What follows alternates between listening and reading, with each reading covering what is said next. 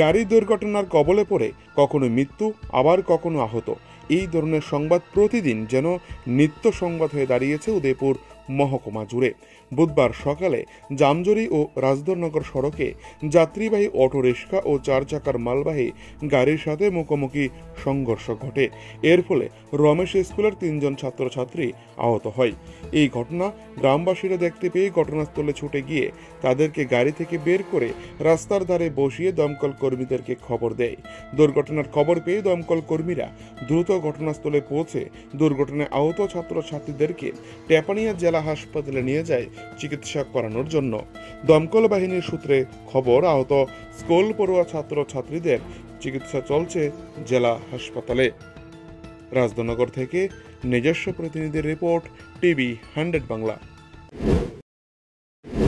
3 জন student আছে, 3 জন গাড়ি নিয়ে যাইতেছি রাজধনগর মাদ্রাসার সামনে। তো একটা মাল গাড়ি আমার সামনে স্পিডে যাইতেছে, হঠাৎ করে টার্নিং করে এসেছিলা। আর তুমি কই যাওয়ার? আমি যাওয়ার না ছিল মক্কর স্কুল। প্যাসেঞ্জারে কি কোনো ক্ষতি হয়েছে? হয়েছে, 3 জন বাচ্চা স্টুডেন্ট আছে, তারা মাথা আর আমারও লাগছে। আমি তো পুরো ক্লাসের সাথে বাইরে গিয়ে যাওয়ার পাশে লাগা দিচ্ছি।